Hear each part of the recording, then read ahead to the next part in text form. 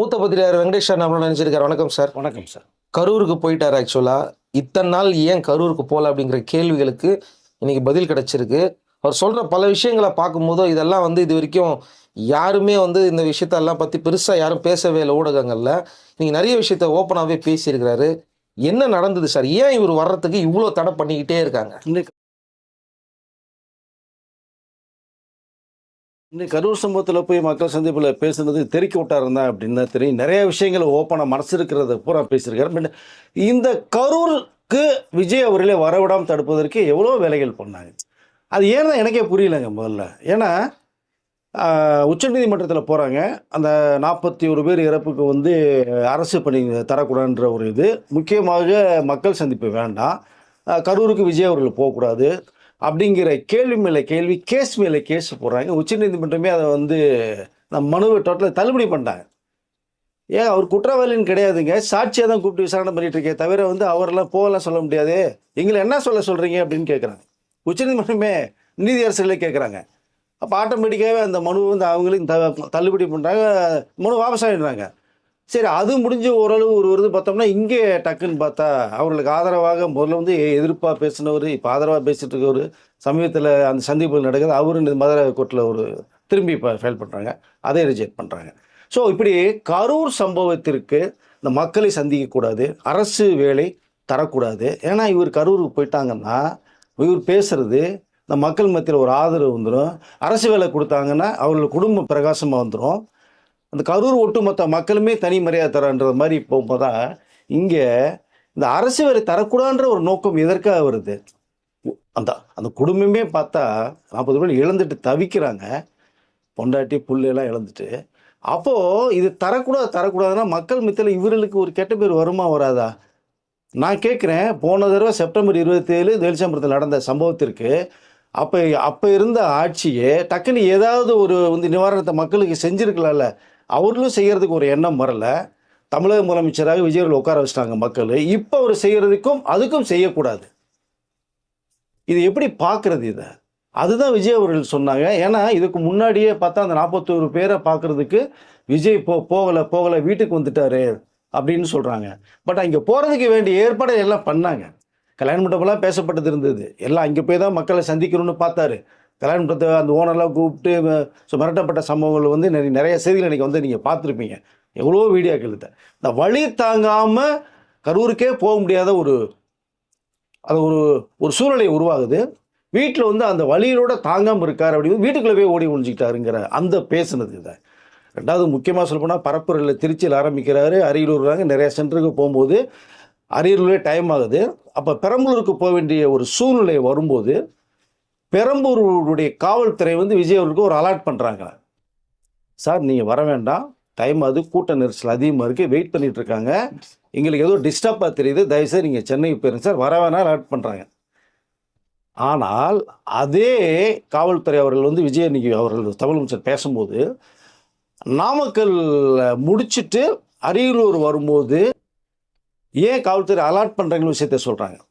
அப்போ பெரம்பலூருடைய காவல்துறை சொல்லி பண்ணும்போது இவர்களுக்கு அது என்னன்றது எதாவது தெரியுமில்ல, காவல்துறை தெரியாமல் இருக்காது இல்லையா? அப்போ அலர்ட் பண்ணி தான் நான் போயிருந்திருப்பேன்ல நான். அப்போது அந்த பைபாஸ்லேருந்து என்னை காவல்துறையே பாதுகாப்பாக கொண்டு இங்கே விட்டாங்க. பட் அந்த கூட்ட நெரிசல் அவ்வளோதான் நடந்ததுக்கு காவல்துறைக்கு விஜய் அவர்கள் நன்றி சொன்ன ஒரு விஷயமும் இருக்காது.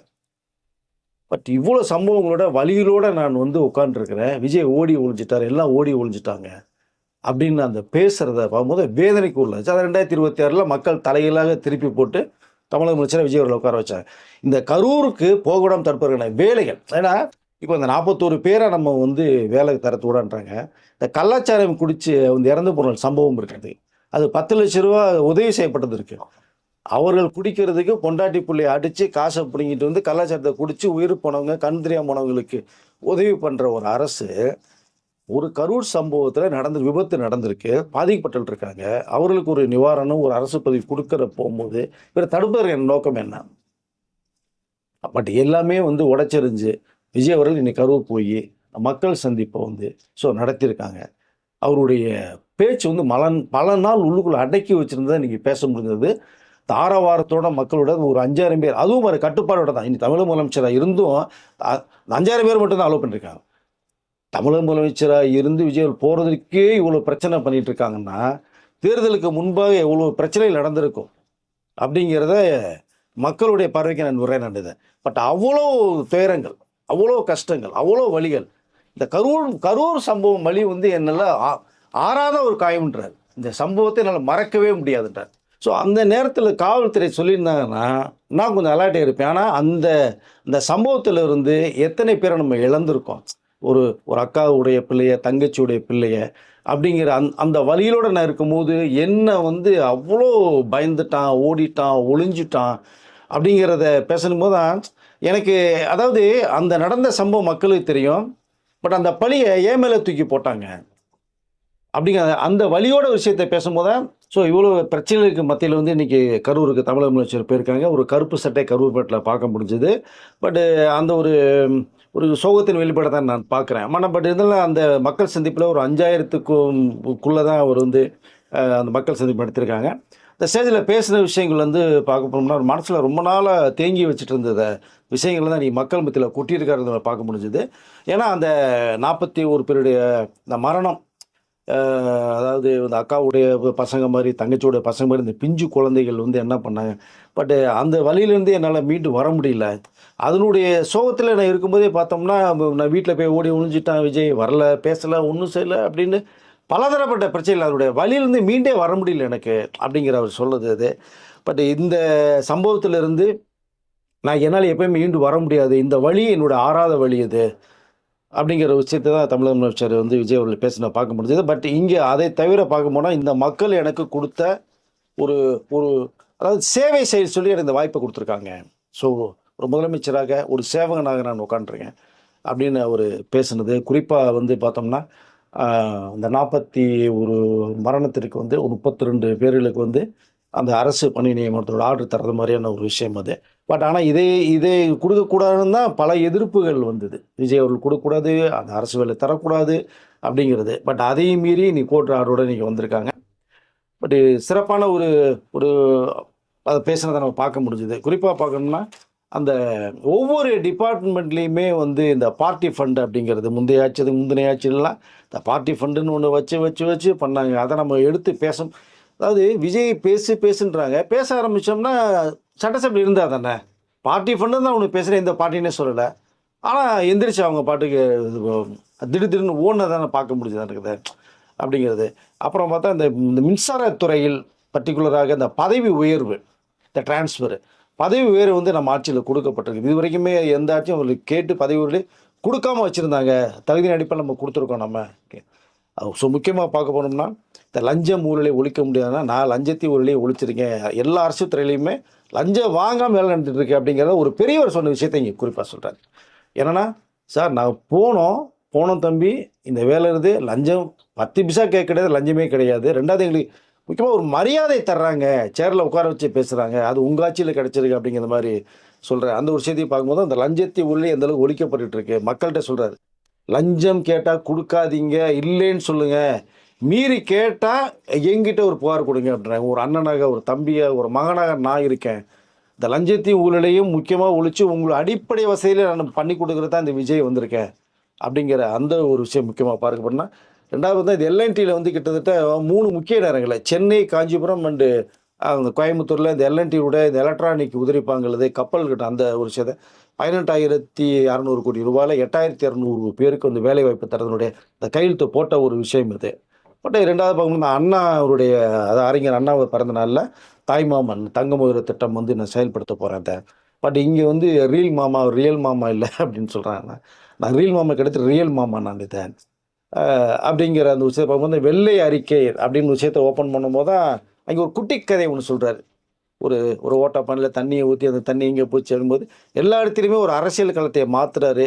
அரசியல் தனக்கு ஒரு பாதையை ஏற்படுத்துகிற ஒரு குட்டி கதை இங்கேயும் பேசப்படுது, சட்டசபையிலையும் பேசுகிறத நம்ம பார்த்துருப்போம் நம்ம. பட் இங்கே வாயத்துறங்கன்னு பேச ஆரம்பித்தா போயிடுறாங்க போது தான் இனிமேல் வந்து மாண்புமிகு பேரவைத் தலைவர்னு சொல்லி ஆரம்பிக்கும் போது எல்லா கதைகளும் அடைச்சிடுங்க, உங்களுக்கு தான் பாட்டு கச்சனா எங்களுக்கும் தெரியும் அப்படின்னு மக்கள் மத்தியில் பேசுனது. அதாவது பார்த்தோம்னா டாக்லெஸ் ஒர்க் மோர், அதுதான் நம்மளுடைய பாலிசி. ஏன்னா பேசி ஒன்றும் பேச முடியாது, செயல்படுத்தணும், வேலையல்படுத்தணுங்கிறது தான் எங்களுடைய ஆட்சி இது அப்படிங்கிறது. பட் முக்கியமாக பார்த்தா கரூர் சம்பவம் என் வாழ்க்கையில் மறக்கவே முடியாது அப்படின்னு. அங்கே வந்து ஒரு நினைவுச்சின்னம் நம்ம ஆரம்பிக்கணும். ஸோ நினைவுச்சின்னம் வைக்க போகிறோம். ஏன்னா கரூருக்கு வர்றவங்க போகிறவங்களாம் அதை பார்க்கணும். ஸோ மறக்கவே கூடாதுங்கிற ஒரு ஏன்னா அப்படிப்பட்ட ஒரு சம்பவம் வந்து நடந்துருச்சு அப்படிங்கிறத விஜய் அவருடைய அந்த பேச்சில் பார்க்க முடிஞ்சுது. குறிப்பாக சொல்ல போனோம்னா இந்த விஜயை வந்து எதிர்த்து நீங்கள் எதை வேணாலும் கேட்கலாம் செய்யலாம். ஆனால் மக்களை வந்து கை வைக்க முடியாது. நான் மக்களுக்காக தான் நான் இருக்கேன். அவர்களோ இந்த அதை 2027 பெரிய ஒரு மாற்றத்தை ஏற்படுத்தி என்னை முதலமைச்சராக உட்கார வச்சிருக்காங்க. ஒரு முதல் சேவகனாக உட்கார வச்சிருக்காங்க. அவர்களுக்காக தான் என்னுடைய வாழ்க்கை முழுமே அவர்களுக்கு தான் அப்படிங்கிறது மாதிரி இது. குறிப்பாக சொல்லணும்னா பணம் வேணுமா ஜனம் வேணுமான்னு கேட்டால் எனக்கு பணம் முக்கியம் இல்லை. பணத்தெல்லாம் நிறைய தாண்டி என்னை பார்த்துட்டு வந்துட்டேன். எனக்கு ஜனம் தான் முக்கியம் அப்படின்னு சொல்லி அந்த ஜனங்களோட தான் இந்த விஜய் இருப்பான். மக்களோட மக்களாக தான் இருப்பான் அப்படின்னு அந்த பேசப்பட்ட விஷயங்கள் அது நிறைய விஷயங்கள் மனசில் ரொம்ப நாளாக வச்சிட்டு இருந்தது. இன்றைக்கி ஒட்டு மொத்தமாக குட்டி தீர்த்துட்டார் அப்படிங்கிறது தான் நான் பார்த்தேன். அந்த இறுதியில் எப்பவுமே பேசுகிற மாதிரி ஒரு கான்ஃபிடென்ட் கொடுப்பாரு. மக்கள் மத்தியில் என்ன சொல்ல எனர்ஜி கொடுப்பார். அந்த கான்ஃபிடென்ட்டாக இருங்க, நல்லது நடக்கும், வெற்றி நிச்சயம் அப்படிங்கிறது இதுலேயும் நம்ம பார்க்க முடிஞ்சது. இடைத்தேர்தலில் நீங்கள் வச்சு செய்யுங்க, வெளுத்து வாங்குங்க அப்படிங்கிறதோட அவருடைய பேச்சு முடிஞ்சுது. பட் நிறைய விஷயங்கள் வந்து விஜய் அவர்களை நம்ம அதை பேசுகிறத பார்க்க முடிஞ்சுது. பட் கரூர் மக்களை சந்திக்கவே கூடாது அப்படிங்கிற பல பேருடைய கனவு தவிடுபடியாக்கப்பட்டிருக்கு அப்படிங்கிறத இப்போ ரோட் ஷோ கிட்டத்தட்ட பிறகு ஒரு 10 கிலோமீட்டர் டிஸ்டன்ஸுக்கு ஒரு 6000க்கும் மேற்பட்ட காவல்துறையுடைய பாதுகாப்போட ரோட் ஷோ மக்களுடைய பார்வை போகிறது. ரெண்டாவது கலெக்டர் ஆஃபீஸில் அந்த ஒரு தொழில்துறை ஒன்று ஆரம்பிக்கிறது அடிக்கல் நாட்டு விழா ஒரு வேலை அது நடக்குது. ஸோ இப்படி நிறையா விஷயங்கள் இனி கரூர் அப்படிங்கிறது வந்து டிவிக்கினுடைய கோட்டையாக மாறும் அப்படிங்கிறது தான் மக்கள் மத்தியில் எழுந்த ஒரு குரலை நான் பார்க்க முடிஞ்சு சார். இப்போது இவ்வளோ நாள் கழித்து வந்து அங்கே கரூர்கிட்ட வந்திருக்கிறாரு அவர். அங்கே இருக்கிற எல்லாருமே அதுதான் இவருக்கு பாசிட்டிவாக தான் சொன்னாங்க. இது இன்றைக்கி வந்து பார்த்திங்கன்னா இவ்வளோ பேர் வந்து போலீஸார் வந்து ஏகப்பட்ட பேர் இருக்காங்க. இன்றைக்கி அவர் வரும்போதோ இதே போலீஸார் வந்து அன்னைக்கு இருந்திருந்தா அதே கூட்டத்துக்கு வந்து பார்த்திங்கன்னா பாதுகாப்பாக இருந்திருந்தா இந்த சம்பவம் நடந்திருக்காதுல்லன்னு சொல்லிட்டு இப்போ டிவியில் வந்துக்கிட்டு இருக்கு. இந்த அளவுக்கு அன்றைக்கி வந்து பாதுகாப்பு கொடுக்கப்படலை அப்படின்னு சொல்லப்படுது. இல்லை அதுதானே அவர் சொன்னார் உங்களுக்கு. இப்போது அரியலூரில் நடந்து பெரம்பலூர் போகும்போது வந்து பெரம்பலூர் காவல்துறை அலர்ட் பண்ணி நீங்கள் போகணும்னு சொல்லிட்டு தான் நாங்கள் போயிட்டோம். பட் இங்கே வந்து நாமக்கல்லிருந்து இங்கே கரூருக்கு வரும்போது அந்த அலர்ட்னஸ் கொடுத்துருந்தாங்கன்னா சிறப்பாக அந்த சம்பவம் நடந்திருக்காது அப்படிங்கிற அந்த வேதனையை தான் அவர் சொன்னார். இப்படி வந்து மிகப்பெரிய துயர சம்பவம் நடந்திருக்காது அப்படின்றாங்க. பட் இன்றைக்கி வந்து அதான் சுருக்கமாக சொல்ல போனோம்னா தேர்தலுக்கு முந்தைய வந்து எப்படி விஜய் அவர்கள் வந்து இங்கே தான் போகணும்னு அந்த டைட் பண்ணின ஒரு சம்பவத்தை தான் ரொம்ப குறிப்பாக பார்க்க முடிஞ்சதுனால தான். பட் இன்றைக்கி அதே காவல்துறை 6000க்கும் மேற்பட்ட காவல்துறையோட 10 ரோட் ஷோ போகிறாரு, மக்கள் சந்திப்பது. ஸோ இந்த சம்பவம் வந்து ஆறாத ஒரு வழிங்கிறது தான் அவருடைய இதில் இருக்குது சார். ஓகே சார், மீண்டும் அடுத்த வீடியோவில் சந்திக்கலாம். நன்றி சார். நன்றி.